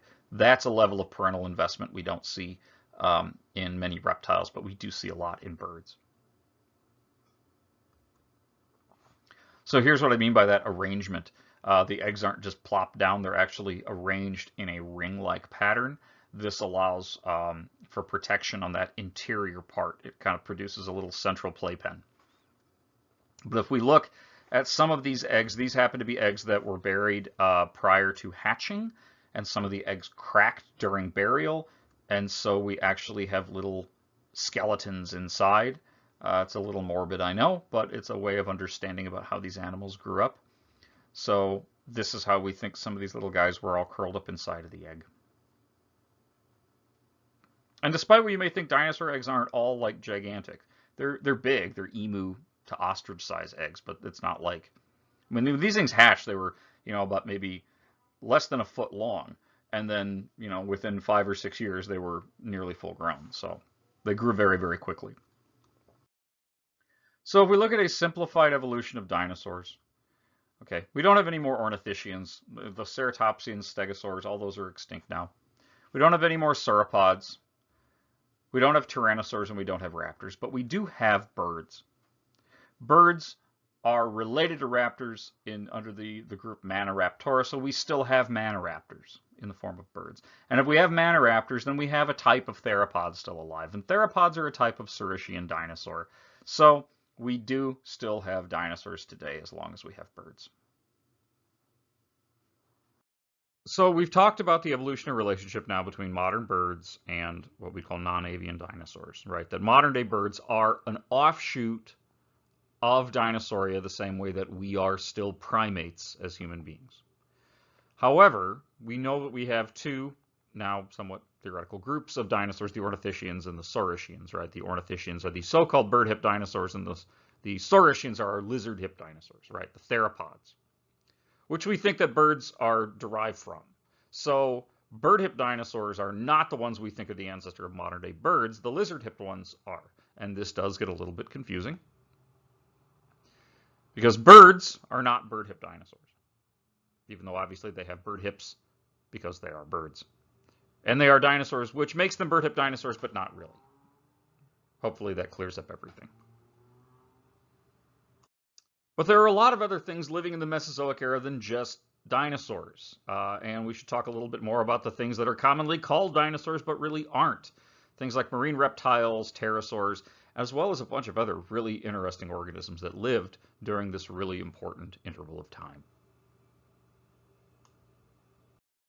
So starting with marine reptiles, you've probably seen these in kids' books on dinosaurs, but they are not actually dinosaurs. These were the dominant predators of the seas during the Mesozoic era. They are, again, not dinosaurs. They're actually more closely related to some of our modern-day lizards. And we have three main groups. We have the kind of somewhat dolphin-shaped ichthyosaurs, the long-necked plesiosaurs, and then in the Cretaceous period, we have our kind of They almost look like gigantic swimming Komodo dragons, the mosasaurs.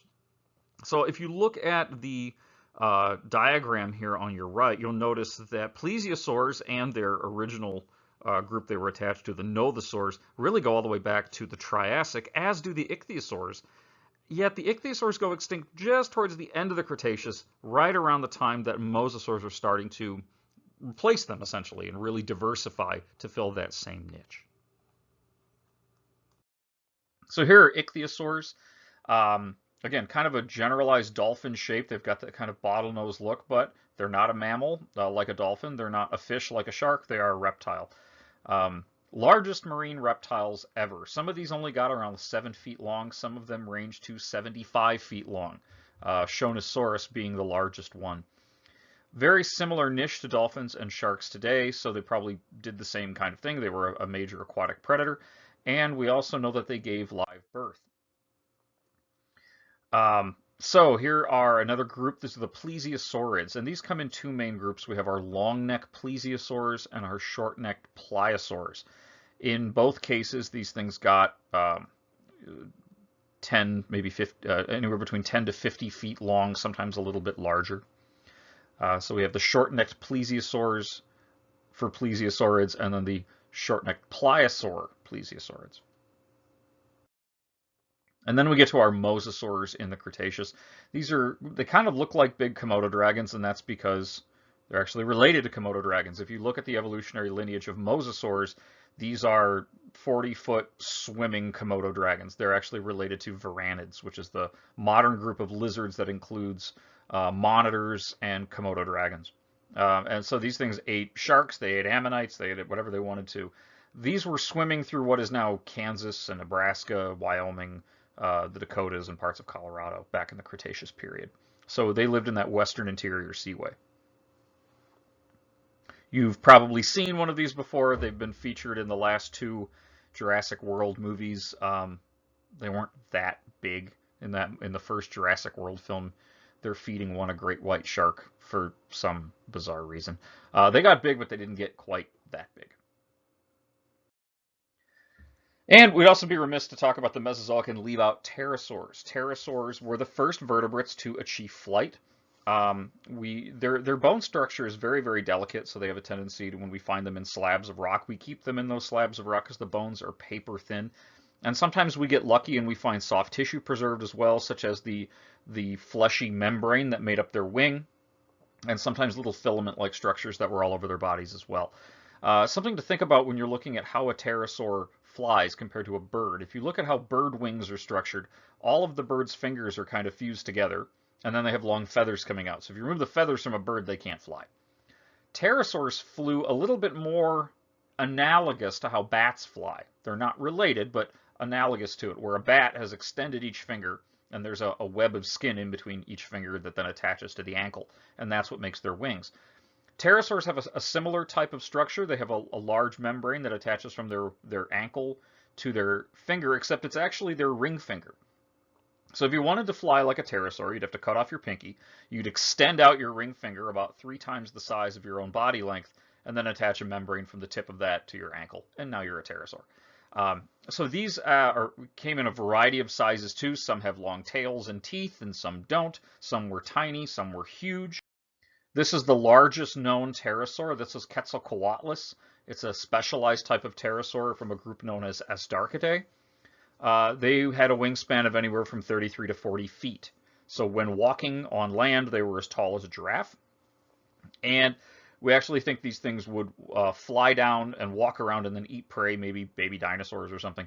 And then they could actually achieve powered flight. So a long time ago when these were first discovered, it was thought that they would like jump off of a cliff and just glide. So we found the shoulder blade and the collarbone of this type of pterosaur and realized the muscle attachments are large enough for actual powered flight. So this thing could jump, flap its wings, and be airborne. Despite being that large, they probably only weighed about 800 pounds, which is a lot, but for an animal of this size, that's nothing. Their bones are very, very delicate, very hollow, and very, very thin. So they got this big. They got as big as a small single-engine plane, all the way down to something like Nemocalopterus, which only has a 10-inch wingspan. So it's about the size of a sparrow. And I like the illustration here where it's eating a ladybug for scale. So they got really, really big, really, really small, and every size in between.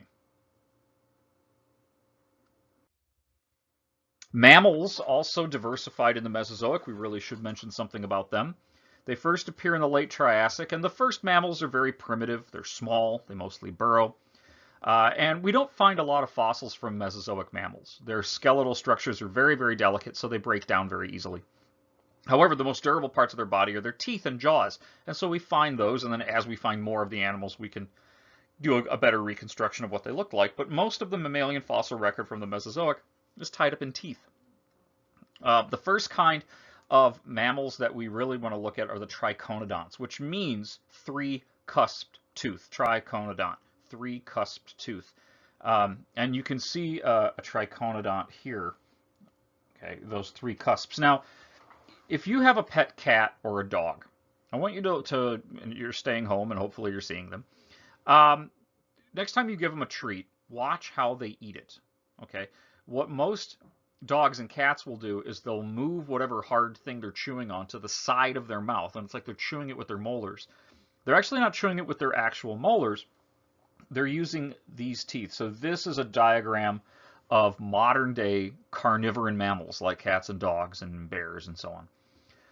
They have what's called a carnassial pair, which is very similar to the triconodont tooth morphology, where you have three cusps and they act like scissors.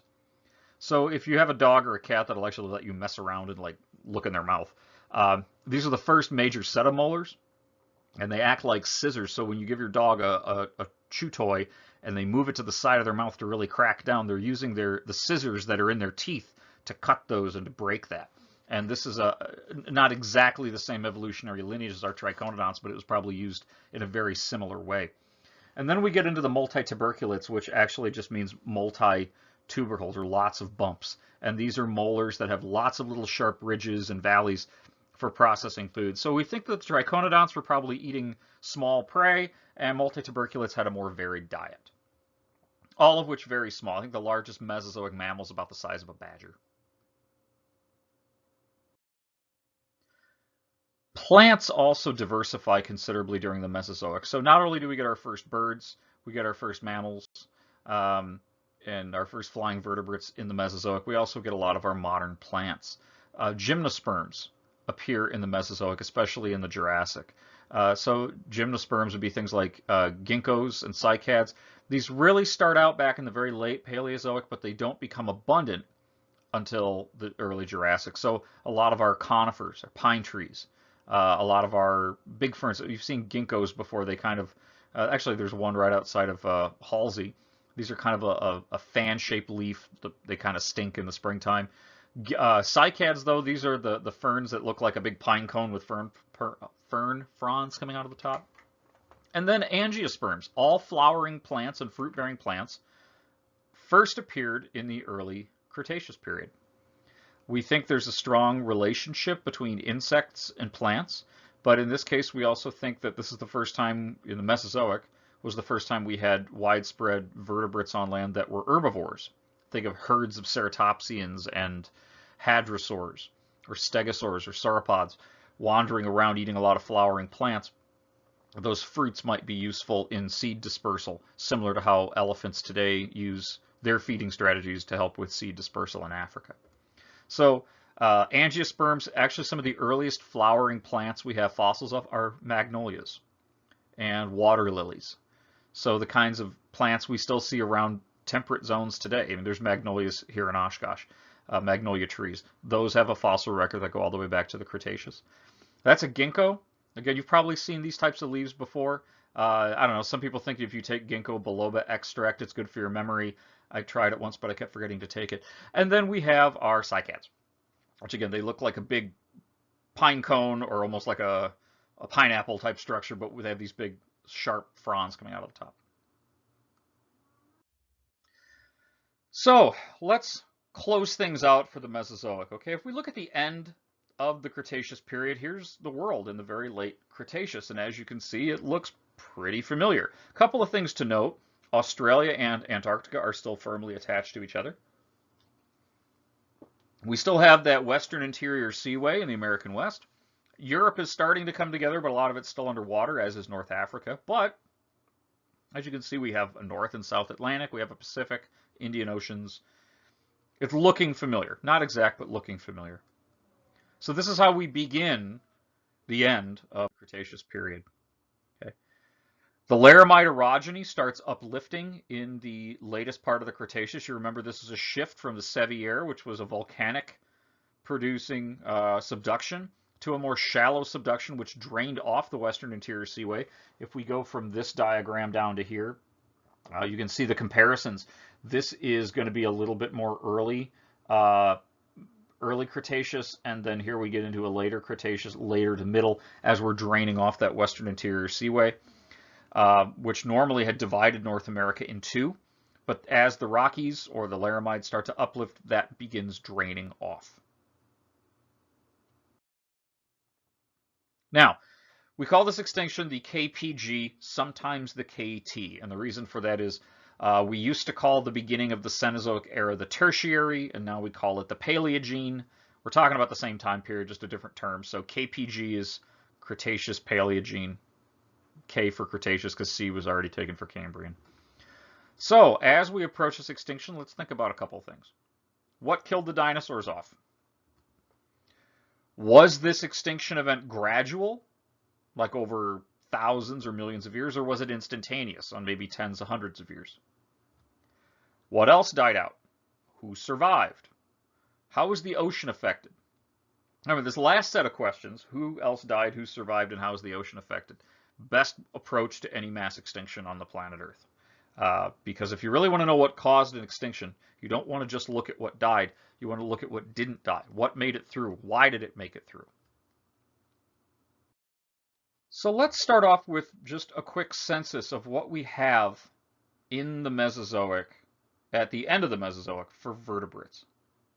Okay. We have dinosaurs, both large ones and small ones. Among the small ones, we have birds, right? These small dinosaurs that have teeth and feathers. And then we also have our non-avian dinosaurs, so all the other dinos that are in the end of the Cretaceous. We have our pterosaurs, the big flying reptiles, and the little ones. We have our other, I guess, run-of-the-mill reptiles, which would be turtles and crocodiles and lizards and snakes. We have our marine reptiles, the ichthyosaurs, plesiosaurs, and mosasaurs. And then we have our mammals, the small marsupials that we see in the beginning of the Triassic, and then the placental mammals, which are more like most mammals on the Earth today are placental, in the Cretaceous. So if we think about what we still have alive for these, we do have dinosaurs, but we don't have any more non-avian dinosaurs. We don't have any more pterosaurs. We still have plenty of turtles and snakes and crocs and lizards. No more marine reptiles. We do still have some marsupials, but we have a lot more placentals. So this is a very strange extinction event just looking at vertebrates. Invertebrates, it's even weirder. But with vertebrates, it's really strange because we got rid of some flying reptiles, some flying animals, but not others.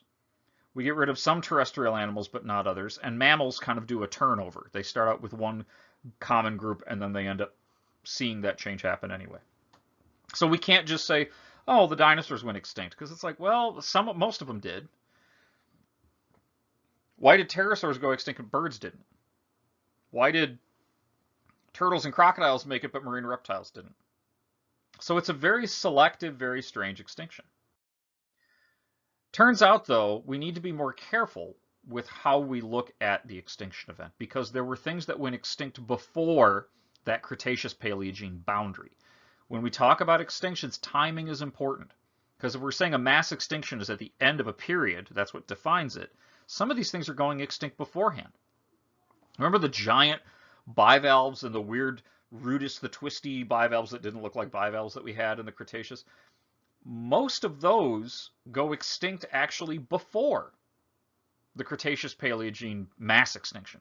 These are in decline before, and it's probably due to that sea level fall as the Laramides are uprising.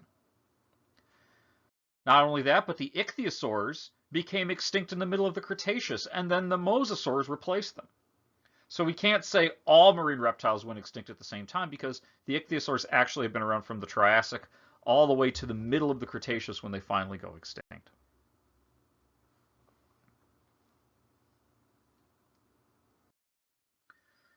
So let's look a little bit more at our invertebrates, because if we look at that Cretaceous-Paleogene boundary, ammonites are gone. They're completely extinct. Nanofossils, which are single-celled algae that make a calcium carbonate shell, they suffer greatly, but they don't completely go extinct, but they almost do. Our small planktonic form, who also make their shells out of calcium carbonate, they almost completely go extinct. They make it through, but they lose a lot. Diatoms, which are a single-celled algae, kind of like a nanofossil, but instead of being made of calcium carbonate, it's made of silica or natural glass. They sailed through this extinction event without a single problem. So, ammonites are extinct, nanofossils almost go extinct, planktonic forams almost go extinct. These three organisms all are marine animals or plants that make their hard parts out of calcium carbonate. Diatoms, which are made of glass, have no problem at all. This means that something in the oceans is affecting the carbonate cycle. There's something going on at the end of the Cretaceous that is making it difficult for these organisms to make their hard parts out of calcium carbonate. In other words, one of the things that's probably happening is a change in climate and a change in ocean pH. Whatever this extinction event trigger was, it happened all over the world. And no matter where you go in the world, you can see this boundary clay. And here's a Swiss Army knife for scale. It's a few centimeters thick, this black layer of clay that's very, very rich in a number of different chemical compounds that we see everywhere where we have a Cretaceous-Paleogene boundary. This is what we call the KPg boundary layer. You find dinosaurs underneath it, you don't find them above it. You can see it in Italy. You can see it in Montana. It's this dark layer that you see right above that. You can see it in Texas along here. In Spain, it's interesting because notice where the tree line is. That's the KPg boundary. Those trees really like the nutrients in that clay. So you see this all over the world. Here was a spot we were at in South Dakota. And you can see that purplish layer, and then there's this tan layer above it. That arrow is pointing to the boundary between those two, and that's actually the KPg. The reason that we have this picture from far away, because this picture is actually from a different site, is where you see that nice little butte sitting out in the middle of nowhere. That's the shot that we could take from one of our dig sites, which was actually, about maybe a mile away. And we found out we have to cross private property, just like a few feet of private property to get to this public land. And so we asked the landowner if we could cross the property just to get some pictures of this up close. And he said, I don't want people on my property. This was out in South Dakota. And we explained, oh, no, we're not going to do anything on your property. You just need to walk across it. We're talking like thousands of acres of land here. So he wouldn't even have known, but we were just trying to be polite. And he said, if I catch anybody on my property, we'll shoot you. So we got a nice shot of it from a mile away. So we didn't want to risk that. But we did find another locality where we could get better close-up images of that KPg boundary. And you can see it's just like we see in the textbooks. It's this dark clay layer right there. So what's going on with this clay layer? Why do we see this everywhere around the world? Well, one of the best places to look at it actually is in the Atlantic Ocean.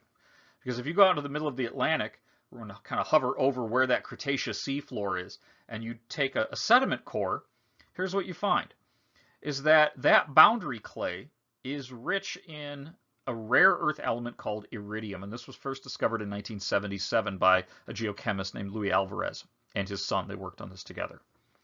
So iridium, it's a radioactive element. It's not common on Earth, so when you do find it, it usually means from some external source.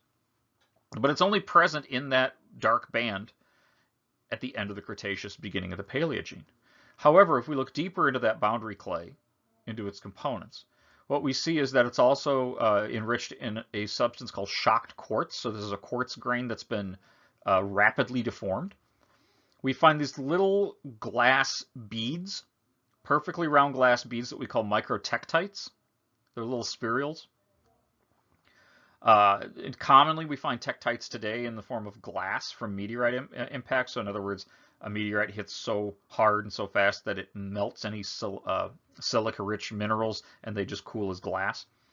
Very little carbonate, very little calcium carbonate in that boundary clay. Though we have a lot of organic carbon, which is what gives it a dark color. So we don't have any limestone or calcium carbonate, no calcite, but we do have a lot of soot, essentially. And we see a shift in our carbon isotopes. So we can see the Cretaceous chalk in that Atlantic Ocean, the boundary clay, and then a Paleocene chalk. Chalk, by the way, is nearly 100% calcium carbonate nanofossils. So we have a whole bunch in the Cretaceous. We have a whole bunch of different ones in the Paleocene. We don't have any in the boundary clay. So looking at the shocked quartz, this is a normal quartz grain under polarized light. You see those weird kind of rainbow patterns. That's just the crystallographic axes. Shocked quartz has these long intersecting laminae. Essentially, the fabric of that mineral of quartz was stretched rapidly. And then these are those glass spherules, those tektites. They're very small, about maybe a millimeter in diameter, and they're perfectly round, almost like droplets. So, and I apologize for the quality of the image. I try to at least do updates on what the tags are here, but notice that your percent of calcium carbonate totally shifts at the boundary. Your carbon isotopes shift. Here's the iridium. We have pretty much none, then a big spike. The spherules only exist in the boundary clay. Organic carbon has a huge spike. And then looking at our foram species, we lose a whole bunch, and the ones that make it through are pretty simple. What we mean by that is if you look at the late Cretaceous foraminifera, they're really elaborate and specialized forms. And then when you look at the things above that boundary clay, they're back to being the simple types of foraminifera, the ones that essentially made it through without a lot of problems. So what did Alvarez and his son suggest? That really, with all of these anomalies, the best explanation, the most parsimonious explanation, is a meteorite impact.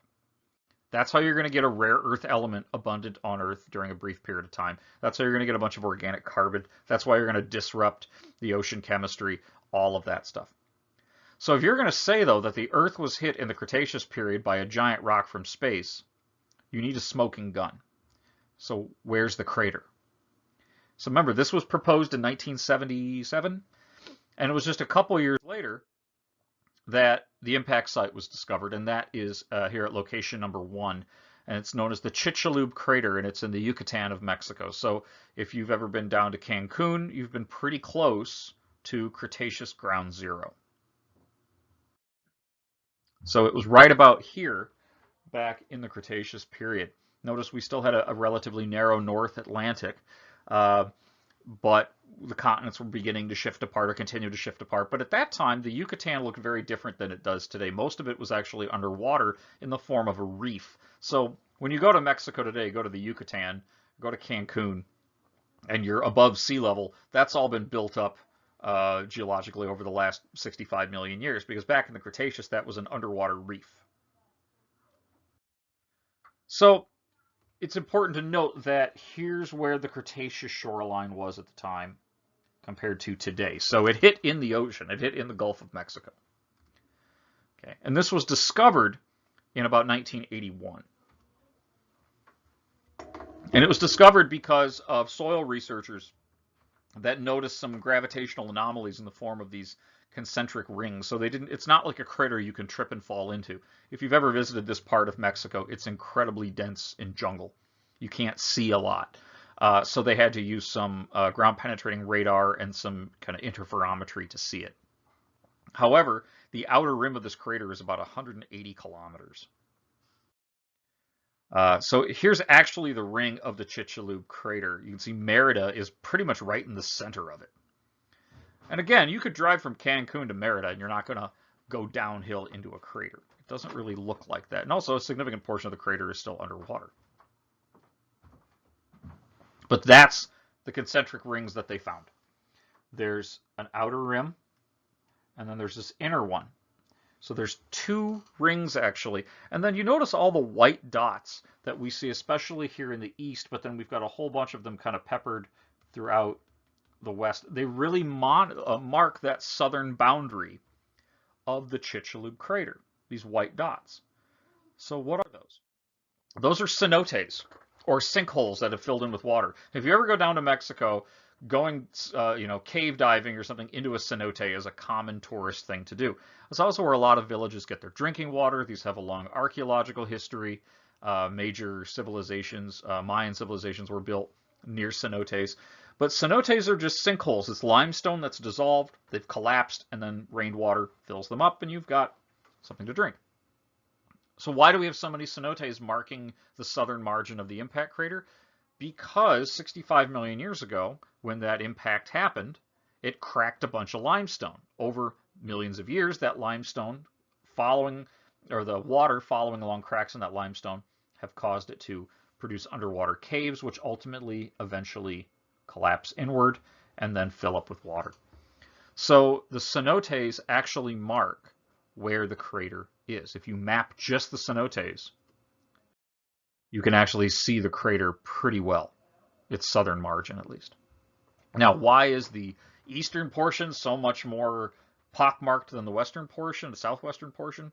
That has to do with some local changes in the density of the rock and the geochemistry, but you can very clearly make out that southern crater rim in the northern part of the Yucatan just from looking at cenotes. So this is our smoking gun. We actually have the bullet hole on the Earth from the Cretaceous. It dates to the late Cretaceous. It dates to the same time as when our KPg boundary clay does. So the way the story seems to go, based on the evidence, is that about 65 million years ago, a 10 to 12 kilometer bolide, asteroid or a meteor, hit the Yucatan carbonate platform. Now, we said that the crater was around 180 kilometers wide. Usually if you have a crater that big, the object that made it is much smaller, but you ended up with a big crater because of the impact.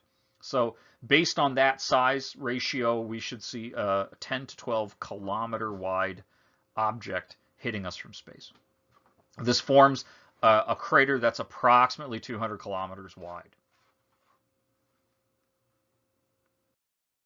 Why do we have that central ring though? Well, if you look at how an impact like this happens, you get the initial impact or initial compression, and the crust will actually bounce back up, and then that sinks back down. So we're getting hit with an impact so strong that it actually causes the crust to act a little bit like a springboard or like a trampoline. Except as it does this, it throws lots and lots of melted material up into the air where it cools and then falls back down in the form of those little glass beads. So if we had a 10-kilometer object to produce a crater of that size, it would have had to have been moving at approximately 100,000 kilometers an hour.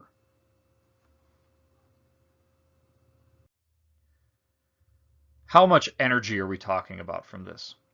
In order for that type of impact to occur, a crater of that size, with a central uplift the size of it is, and fallout all the way around the world, this would have been an impact with the force equivalent of about 100 million megatons of energy.